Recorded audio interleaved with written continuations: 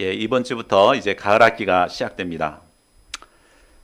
항상 무언가를 시작할 때 우리는 모든 것이 잘 될 것이라는 부푼 기대감으로 출발을 하는 것 같습니다. 그런데 그 일을 마칠 때쯤 보면은 그 결과가 처음 기대했던 것만큼 훨씬 못 미치는 경우가 많습니다. 왜 그렇습니까? 그것은 우리가 일을 추진해 가는 과정 속에서 전혀 생각지 못했던 크고 작은 산들을 만나기 때문일 것입니다. 우리는 예기치 않았던 이런 산들 앞에서 작심삼일이 되고 아니면 포기하거나 주저앉아 버리기 쉽습니다. 그러나 새롭게 시작하는 가을 학기에는 저희가 결코 포기하거나 작심삼일이 되지 않기를 기도합니다. 모두가 도전하여서 승리하는 삶을 살 수 있기를 기도합니다. 자, 이를 위해서 필요한 것이 무엇일까요? 오늘 예수님은 우리 앞에 놓인 산들을 어떻게 물리치고 승리할 수 있는가 그 비결을 가르쳐 주십니다. 본문 말씀을 통해 그 비결을 배우고 가을 학기에 승리하는 저희 모두가 될 수 있기를 간절히 기도합니다. 자, 1절에서 10절까지는 예수님께서 예루살렘 성전에 입성하시는 모습을 보여주고 있습니다. 자, 예수님의 일행은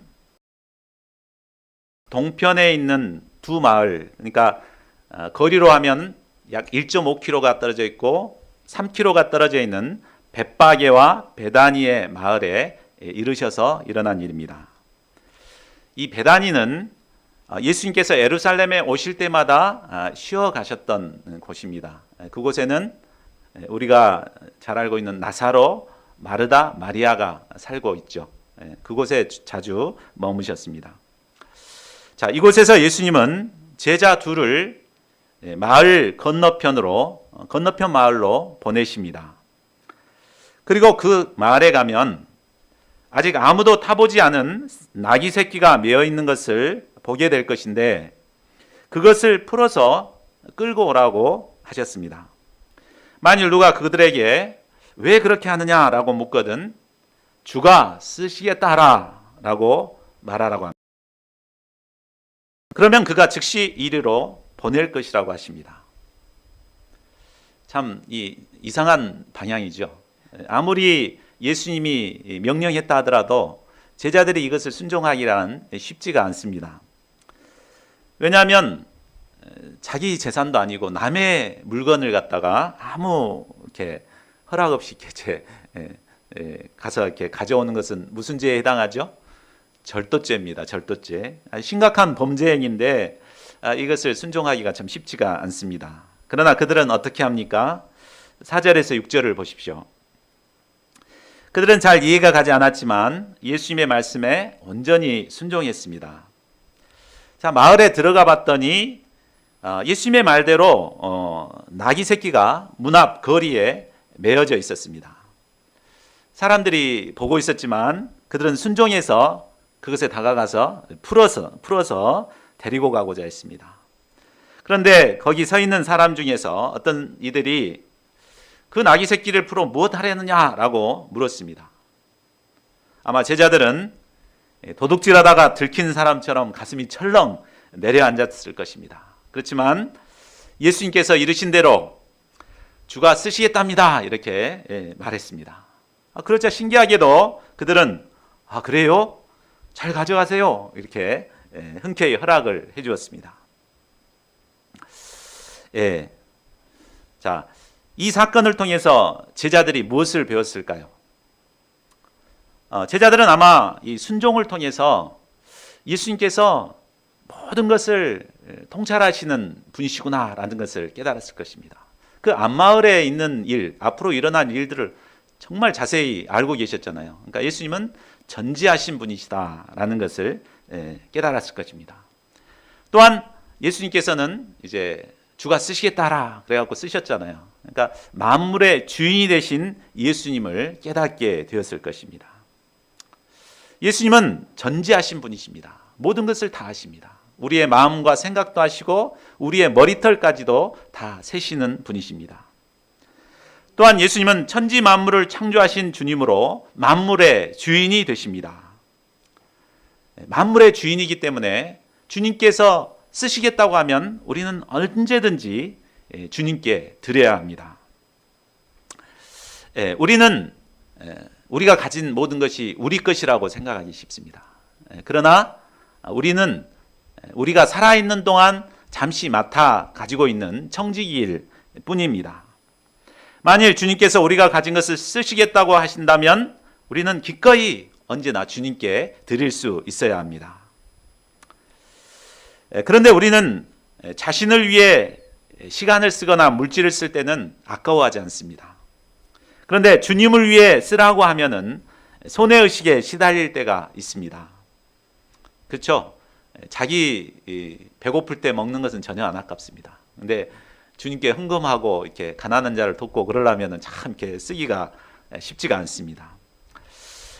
이런 마음을 갖는 이유가 무엇입니까? 그것은 내가 가지고 있는 것이 내 것이라고 생각하고 있기 때문입니다. 그러나 곰곰이 생각해 보면 내가 가지고 있는 것이 영원히 내 것은 아닙니다. 그렇죠? 내가 부와 명예를 내 손으로 얻었다 하더라도 주님께서 거두어 가시면 하루아침에 그것을 놓고 주님께 가야 합니다. 우리가 생명의 주인이신 예수님께 돌아갈 때 그동안 우리가 나를 위해 썼던 것은 하나도 남지 않습니다. 그러나 주와 복음을 위해 우리가 주님께 드렸던 모든 것들은 하나도 없어지지 않고 주님께서 수천 배, 수만 배로 갚아주십니다.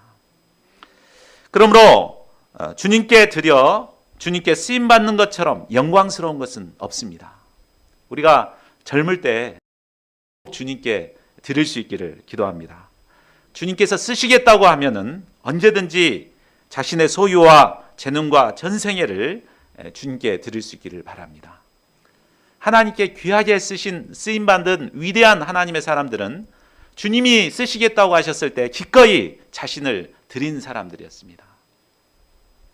자, 7절을 보십시오. 제자들은 나귀 새끼를 예수님께로 끌고 와서 자기들의 겉옷을 벗어서 그 위에 얹어 안장으로 대신 사용하게 했습니다. 그 위에 예수님께서 타셨습니다. 그러자 많은 사람들이 자기들의 겉옷과 나뭇가지, 그러니까 종려나무 가지를 펴서 예수님을 맞이하였습니다. 자신의 겉옷을 펴서 밟고 지나가게 하고 하는 것은 바로 왕에 대한 최고의 존경의 표시였다고 합니다. 또 종려나무 가지를 펴는 것도 왕에 대한 존경과 환영의 표시였다고 합니다. 그들은 예수님을 왕으로 영접하고 앞에서 가고 뒤에서 따르면서 열렬히 예수님을 환영했습니다. 호산나 찬송하리로다. 주의 이름으로 오시는 이여 찬송하리로다. 오는 우리 조상 다윗의 나라여 가장 높은 곳에서 호산나 하며 주님을 찬양했습니다. 예루살렘 성전은 예수님의 찬양 소리로 가득 찼습니다. 예수님은 백성들로부터 찬송과 경배를 받으시며 왕으로서 영광스럽게 예루살렘에 입성하셨습니다. 무리들이 예수님을 왜 이렇게 열렬히 환영하고 있는 것입니까? 그것은 예수님께서 자신들을 구원해 주기를 갈망하고 있었기 때문입니다. 예수님을 주의 이름으로 오시는 이라고 고백한 것은 바로 예수님께서 구약 성경에 예언된 메시아라는 것을 영접하고 고백하는 말입니다. 또 호산나라고 했는데 이 호산나라는 말은 이제 우리를 구원하소서라는 뜻입니다. 당시 이스라엘은 과거 우리나라가 일본 압제에 있었잖아요. 그것처럼 로마의 압제로부터 고통을 받고 있었습니다. 그들은 메시아이신 예수님께서 로마의 압제로부터 그들을 구원하시고 과거 다윗 왕이 이스라엘을 다스렸던 때처럼 풍요와 번영의 시대가 도래할 것을 기대하고 예수님을 환영한 것입니다. 그러나 예수님은 이스라엘의 해방을 위해 이 땅에 오시지 않으셨습니다. 그들을 축복하시기 위해 오신 것도 아닙니다. 만일 예수님께서 독재 정권을 멸망시키고 로마의 압제로부터 그들을 구원하고자 했다면 아마 백마를 타고 군사들을 거느리고 입성하셨을 것입니다. 그러나 예수님은 나귀 새끼를 타고 입성하셨습니다. 얼마나 그 모습이 우스꽝스러웠겠습니까? 뒤뚱뒤뚱 하면서 볼품없이 입성하신 것입니다. 이는 겸손과 평화의 왕이심을 보여주신 것입니다. 예수님은 죄로 말미암아 멸망에 처하게 된 인류를 구원하시기 위해서, 모든 사람들을 섬기시기 위해서 이 땅에 오신 구원의 주 메시아가 되십니다. 예수님은 죄인들을 섬기시고 대속의 죽음을 죽으시기 위해서 바로 예루살렘에 입성하신 것입니다. 이스라엘 백성들처럼 오늘날 많은 사람들이 예수님을 잘못 오해하고 따르는 것 같습니다. 예수님을 환영하는 많은 사람들 중에는 예수님께서 현재 자신이 당하고 있는 절실한 문제들을 해결해 주시기를 기대하고 주님을 따르는 사람들이 많습니다. 내 사업이 잘 되고 번창하기를 기대하며 예수님을 따르는 분들이 있습니다.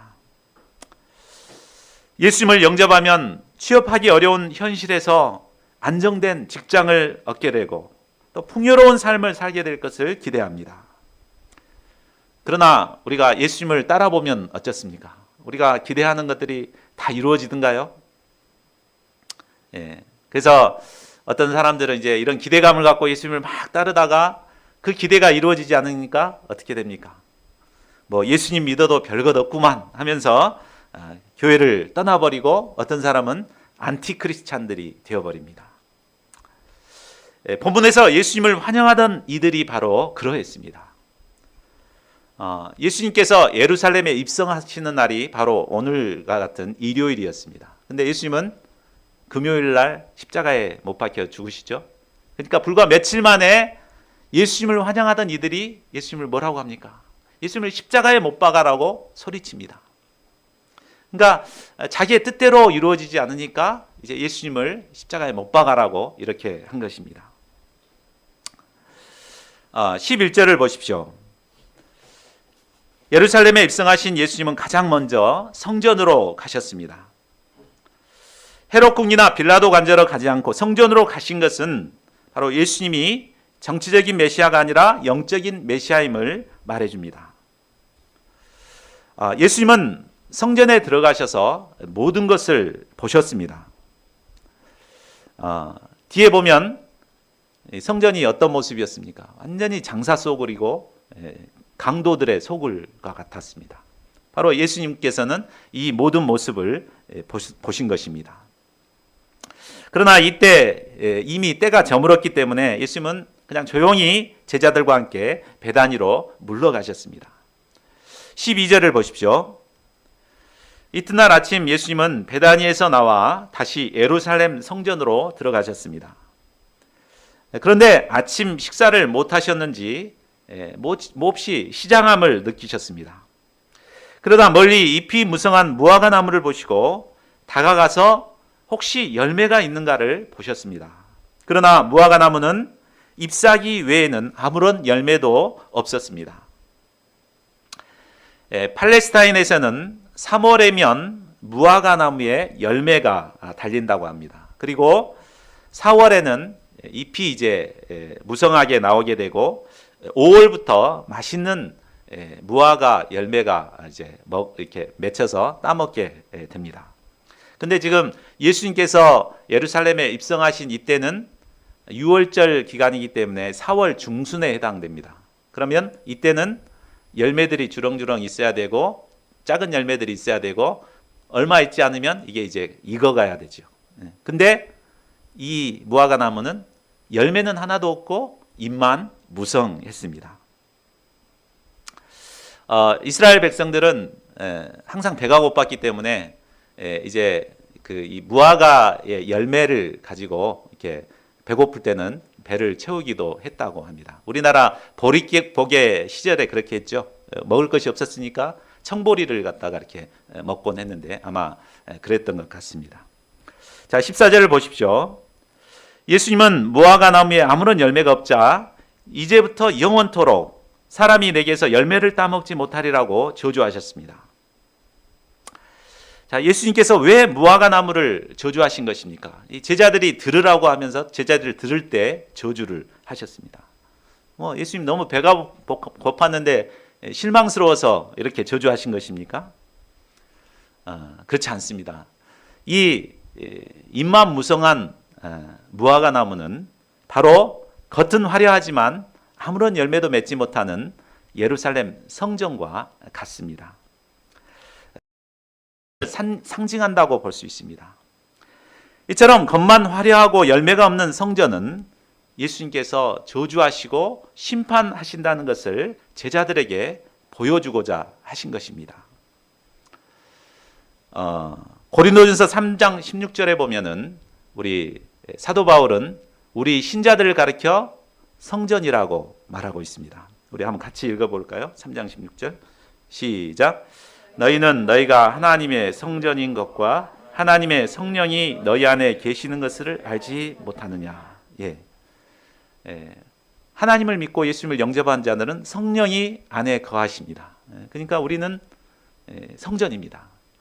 하나님의 성전은 겉만 화려한 잎사귀만 내서는 안 되고 열매를 맺어야 할 사명을 갖고 있습니다.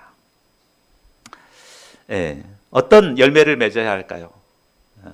성령의 9가지의 풍성한 내적인 열매를 맺어야 할 것입니다. 사랑, 희락, 화평, 오래 참음, 자비, 양선, 충성, 온유, 절제, 이런 내적인 열매를 맺고 또 외적으로도 생명 구원의 역사인 전도와 제자 양성의 이런 열매를 맺어가야 할 것입니다.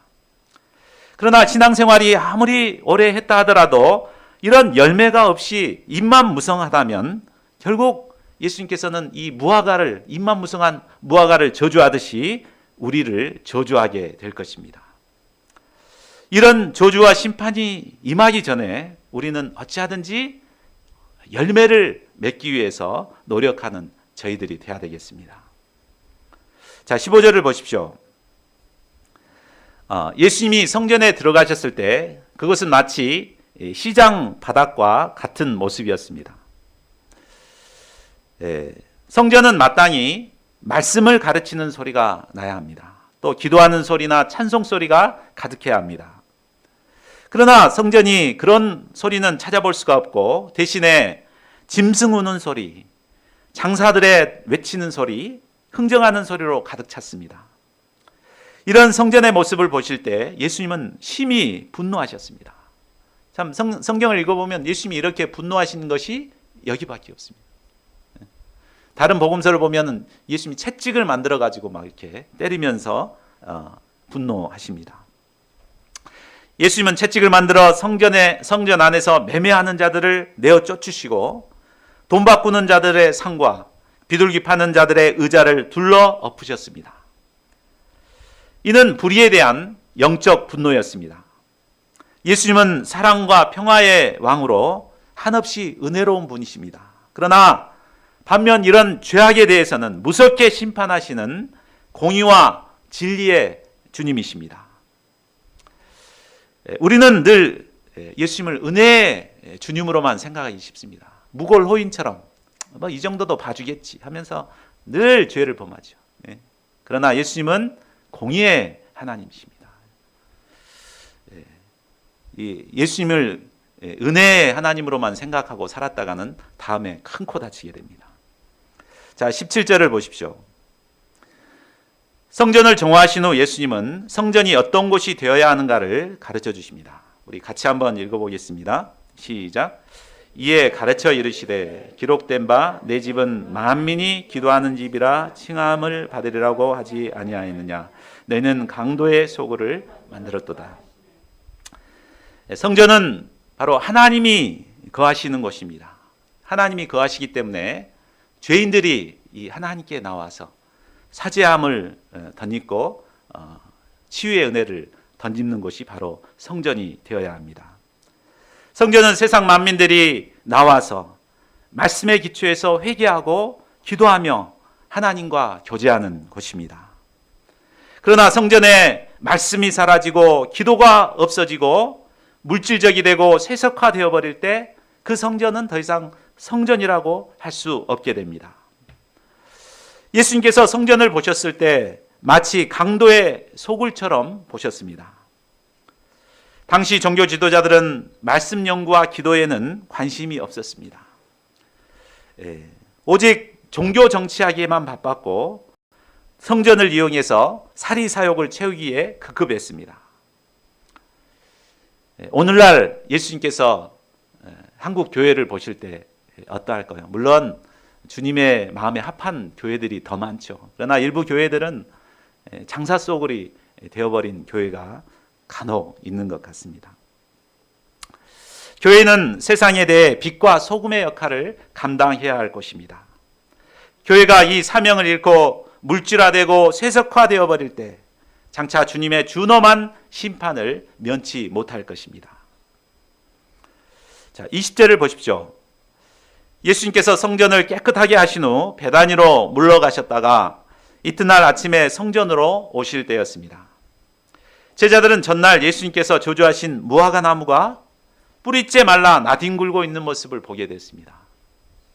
그 전날 자신들이 듣는데 분명히 저주했을 때까지는 완전히 푸르른 그런 나무였습니다. 근데 불과 하루도 못 돼가지고 뿌리째 말라갖고 나뒹굴고 있습니다.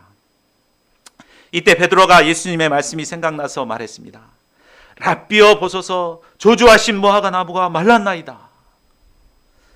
보통 푸르른 나무가 바짝 마르려면 장렬하는 태양볕에 몇 달은 말려야 마르게 됩니다. 그런데 그토록 잎이 무성하던 무화과 나무가 예수님의 저주의 말 한마디에 하루도 안 돼서 뿌리째 말라버린 것입니다. 참 놀라운 일이 아닐 수 없습니다. 예수님은 예수님의 말씀의 권세에 특히 놀랐을 것입니다. 예수님 말씀만 하셨는데 어떻게 저렇게 될 수 있지? 베드로에게 있어서 가장 자신의 그 심각한 문제는 항상 큰 소리는 잘 치지만 그 말에 권세가 없다는 것이었습니다. 그래서 늘 큰 소리 치다가 예수님 또 칭찬을 받다가 갑자기 또 사탄이라는 말도 듣고 그렇게 됐습니다. 그렇기 때문에 항상 제자들의 견제를 많이 받고 허당 베드로라는 소리를 듣게 되었습니다. 만일 이런 그에게 예수님과 같은 말씀의 권세가 있다면 얼마나 좋았겠습니까? 아마 야고보나 요한도 자신을 얕잡아 보거나 하는 일은 결코 없었을 것입니다. 말은 하지 않고 있었지만 옆에 있는 제자들도 마찬가지였을 것입니다. 나도 저런 말씀의 권세가 있었으면 좋겠다. 사실 저도 부럽습니다. 저에게 이런 말씀의 권세가 있으면 얼마나 좋겠습니까? 자, 그런데 이런 그들에게 예수님께서는 어떻게 능력 있는 말씀의 종이 될 수 있는가 그 비결을 가르쳐주고 계십니다. 우리 22절을 요절 말씀인데 같이 읽어보겠습니다. 시작. 예수께서 그들에게 대답하여 이르시되 하나님을 믿으라. 예수님의 가르쳐주신 비결은 의외로 너무나 간단합니다. 하나님을 믿으라. 아주 심플하죠. 자, 그렇다면 이 하나님을 믿으라는 의미는 과연 무엇일까요? 첫째로 이 말은 하나님을 의지하라는 말입니다. 우리는 생각할 때 하나님을 믿고 의지하는 것은 연약하고 힘없는 사람들이나 하는 것이라고 생각하기 쉽습니다. 여러분은 어쩌실지 모르지만 저는 젊어서 그렇게 생각했습니다. 젊었을 때 젊은 사람이 성경책 들고 교회 다니는 거 보면 참 이해를 못했습니다. 어떻게 저렇게 젊은 사람이 자신을 힘을 의지하지 못하고 이렇게 하나님을 의지할까 이렇게 생각하고 참 불쌍하게 생각하기도 했습니다. 그리고 저는 젊을 때는 열심히 내 힘을 의지해서 열심히 일하고 그러다가 나중에 나이 늙어서 힘이 없을 때 그때 교회 가서 하나님을 의지해야 되겠다 이렇게 생각을 했던 사람입니다. 그러나 사람이 자기 힘만 의지해서 살아간다고 하지만 가만히 살펴보면 자기만 의지해서 살지 않습니다. 뭔가를 의지해서 살아갑니다. 물론 자기의 힘을 의지해서 살기도 하지만 다른 사람들을 의지하기도 합니다. 부모님을 의지하고 부모님을 의지하고 돈 많은 사장을 의지하기도 합니다. 또 돈과 권력을 의지하기도 합니다. 저는 자신을 의지한다고 했지만 학창 시절 친구들을 굉장히 좋아하고 친구들을 많이 의지했습니다. 그리고 술을 그렇게 좋아했습니다. 그래서 술을 의지하면서 살았습니다. 그러다 결국 저는 원하는 대학을 3번씩 떨어졌습니다. 그러다가 매일 술만 먹다 보니까는 급성 간염에까지 또 걸리게 됐습니다. 결국 이제 저는 하나님을 의지하지 않고 살다가 이제 죽은 자와 방불한 삶을 살아야 했습니다. 그러나 제가 이제 늦게라도 주님께 나와서 하나님을 믿는 믿음을 소유하고 하나님을 의지하게 되었을 때 이제 달라졌습니다. 모든 어려운 환경들을 이기고 승리하는 삶을 살 수가 있었습니다. 그때 전문대학을 다녔었는데 전문대학 다녔지만은 전공을 승리하게 되고 또 편입을 하게 되고 또 졸업하자마자 좋은 직장을 얻게 되고 계속해서 승리하는 삶을 살 수가 있었습니다. 하나님께서는 인간을 처음 창조하실 때 위로는 하나님 한 분만을 의지하고 그리고 아래로는 만물을 정복하고 다스리는 존재로 창조하셨습니다. 우리 인간은 연약하지만 하나님을 의지하게 될 때 만물을 정복하고 다스리는 능력 있는 삶을 살게 됩니다. 그러므로 우리가 위대한 삶을 살고 능력 있는 삶을 살기 위해서는 하나님을 의지해야 합니다. 창조주 하나님께서는 지금도 살아계셔서 믿는 자들과 함께하사 능력으로 역사하십니다.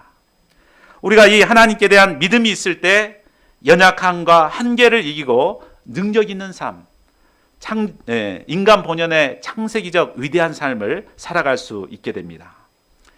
새롭게 시작하는 가을학기, 저희가 하나님을 믿고 의지함으로 연약함을 이기고 승리하는 저희 모두가 될 수 있기를 기도합니다. 둘째로 전능하신 하나님께 대한 믿음을 가지라는 말입니다. 우리는 하나님을 믿는다고 하면서도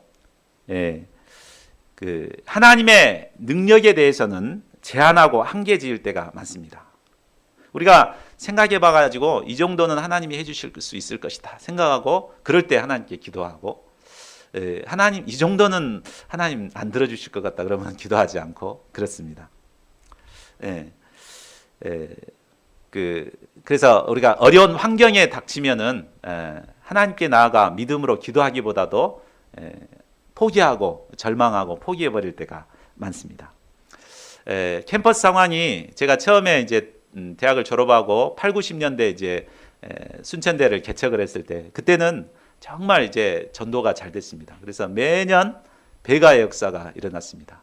그래서 개척한 지 6년 만에 막 50명대, 60명대가 돼가지고 건축 역사를 이렇게 이룰 수가 있었습니다.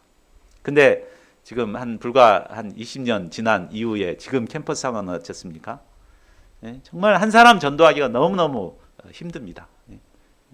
참 이런 시대 분위기에 살고 있습니다. 그러니까 이런 분위기에 살고 있으니까 우리는 참 이런 상황 앞에서 이렇게 정말 절망하고 포기하기가 쉬운 것 같습니다. 그러나 하나님은 살아계십니다. 아무리 시대가 어렵다 하더라도 하나님을 믿고 믿음으로 도전할 때 하나님께서는 이런 시대 가운데도 능력의 역사를 이루어 가시는 분이십니다. 하나님의 말씀은 무에서 유를 창조하는 능력이 있습니다. 전능하신 하나님은 죽은 자와 방불한 사라의 마른 태에서 새 생명을 탄생케 하셨습니다. 하나님이 말씀하시면 홍해가 갈라졌습니다. 또 반석에서 샘물이 나게 하셨습니다. 하나님이 말씀하시면 죽은 자와 방불한 자가 살아나게 됩니다. 우리가 이 전능하신 하나님을 믿을 때 어떤 불가능해 보이는 상황 가운데서도 도전하여 승리의 삶을 살 수 있습니다. 어느 정도까지 큰 일을 할 수 있습니까? 23절을 보십시오. 예수님은 우리가 하나님을 믿을 때 어느 정도 큰 일을 할 수 있는가를 말씀하십니다. 우리 23절도 같이 읽어보겠습니다. 시작. 내가 진실로 너에게 이르노니 누구든지 이 산더러 들려 바다에 던져지라 하며 그 말하는 것이 이룰 줄 믿고 마음에 의심하지 아니하면 그대로 되리라. 우리가 잘 아는 대로 산의 특징은 무엇입니까? 요지부동하다는 것입니다. 그런데 오늘날은 건축 장비들이 발달돼 가지고 이 산도 깎아버리죠. 불도저로 깎아서 바다를 메웁니다. 그러나 아무런 장비 없이 말로만 산을 던져서 바다에 옮긴다? 이거는 불가능한 일이죠. 그러나 이처럼 불가능한 일도 하나님을 믿을 때 가능케 된다는 말입니다. 이 말씀은 우리에게 하나님을 믿는 믿음이 있을 때 얼마만큼 큰 일을 해내는가를 말해주고 있습니다. 우리는 무슨 일을 하고자 할 때 그 일을 할 수 있겠는가 먼저 계산을 합니다. 그러다 여러 가지 불가능한 상황들을 생각하면서 포기해버릴 때가 많습니다. 그러나 믿음이란 불가능하게 보이는 상황에 도전하는 것입니다. 우리에게는 여러 가지 산들이 있습니다. 어떤 분은 적성에 맞지 않는 전공이 태산처럼 여겨지는 분이 있을 것입니다. 또 캠퍼스 분위기가 자기와 맞지 않다고 하는 이런 상황 앞에 절망하시는 분도 있을 수 있습니다. 또 졸업 후 취업하기 어려운 현실이 태산처럼 여겨지기도 합니다. 우리 목자님들은 아무리 도와도 변화되지 않는 양들의 모습이 태산처럼 여겨지기도 합니다. 이런 산들에 부딪힐 때 우리는 절망하고 좌절하고 포기하고 싶은 생각이 들 때가 많습니다. 믿음이 없는 사람들은 이런 태산 앞에서 포기하고 자포자기하고 바닥에 엎드러져 버립니다. 그러나 믿음의 사람은 믿음으로 이런 불가능에 도전하게 됩니다. 엎드러졌다가 다시 믿음으로 일어나 도전합니다. 또 엎드러졌다가 다시 믿음으로 일어나 도전합니다. 그래서 결국은 승리할 때까지 포기치 않고 계속해서 도전합니다. 그래서 결국 불가능한 상황을 바꾸고 산을 옮기는 믿음의 역사를 이루게 됩니다. 저는 본문 말씀을 보면서 조선대학교 정문에 들어서면 이렇게 탁 보이는 글귀가 떠올랐습니다. 혹시 보신 적이 있는지 모르겠는데 박철웅 총장이 썼다 그래요. 그 내용이 뭐냐면 막는 것 산이거든 문우건들 못 가랴. 이게 참 본문의 말씀하고 참 맞는 말씀이죠. 산이 막고 있다고 해서 포기하거나 돌아가서는 안 되죠. 무너뜨려서라도 도전하는 것. 그것이 바로 믿음인 것입니다. 우리에게 믿음이 있을 때 우리를 막고 있는 산을 옮기는 역사를 이룰 수 있습니다. 자, 우리 앞에 우리를 막고 있는 산은 과연 무엇이 있습니까? 저희 모두가 믿음으로 도전함으로 산을 옮기는 역사를 이룰 수 있기를 기도합니다. 예수님은 누구든지라고 말씀하시므로 누구든지 이런 능력의 역사를 이룰 수 있음을 말씀하셨습니다.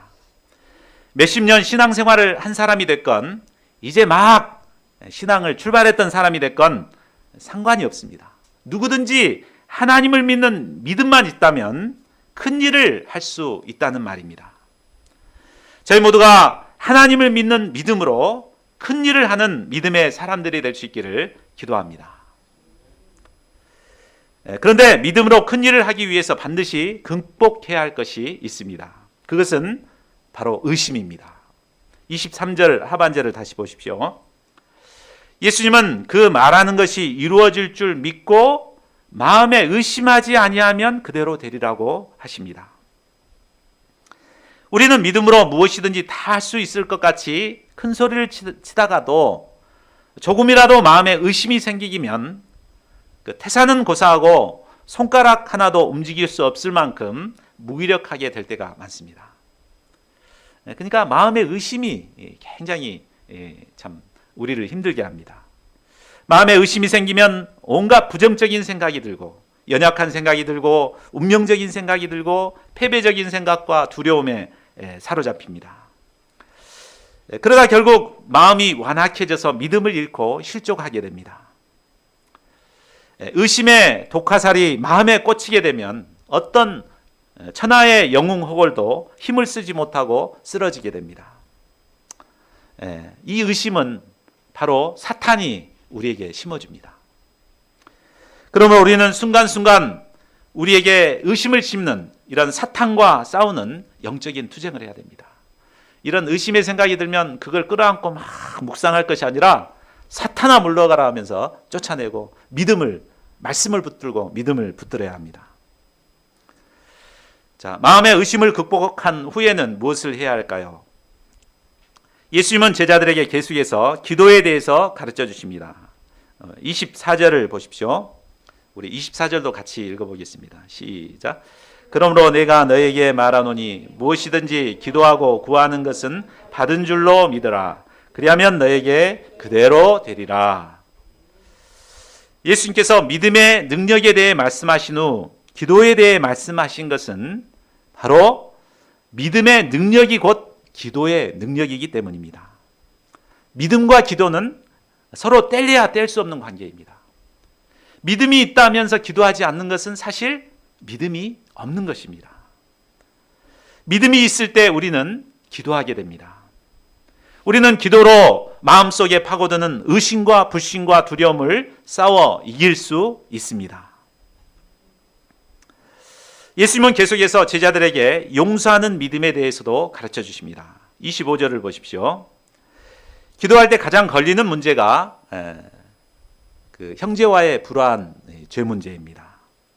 응답받는 기도를 드리기 위해서는 먼저 형제와의 불화의 관계를 해결해야 합니다. 그래야 할 때 하나님께서 우리의 기도를 응답하시고 우리의 죄를 사해 주십니다. 그런데 형제와의 불화의 관계를 내가 먼저 가서 회개하고 용서하고 용서를 빌고 해결한다는 것은 그리 쉬운 일이 아닙니다. 왜? 자존심이 상하기 때문입니다. 내가 뭐가 아쉬워서 내가 무슨 잘못을 했다고 먼저 사과를 해? 이런 마음이 들기 때문에 먼저 사과하지 않습니다. 그러나 우리가 다른 사람의 허물과 실수를 용서하지 않으면 어떻게 됩니까? 먼저는 기도가 막히게 되고 또 하나님의 용서의 사랑을 덧입을 수가 없게 됩니다. 형제를 용서하는 것은 내 힘으로 할 수 있는 것이 아닙니다. 오직 예수 그리스도의 십자가의 용서의 사랑을 덧입어야만 가능한 것입니다. 자, 결론을 맺겠습니다. 하나님께서는 이 학기를 출발하는 저희 모두에게 하나님을 믿는 믿음을 갖기를 원하십니다. 믿음으로 태산을 옮기는 능력 있는 삶을 살기를 원하십니다. 저희들은 연약합니다. 그러나 하나님께 대한 믿음이 있을 때 우리는 연약함을 이기고 승리의 인생을 살 수 있습니다. 가을 학기 하나님께 대한 믿음으로 불가능에 도전하여 새 역사를 창조하는 저희 모두가 될 수 있기를 기도합니다. 우리 요절 말씀 읽고 기도하는 시간 갖겠습니다. 22절 시작. 예수께서 그들에게 대답하여 이르시되 하나님을 믿으라.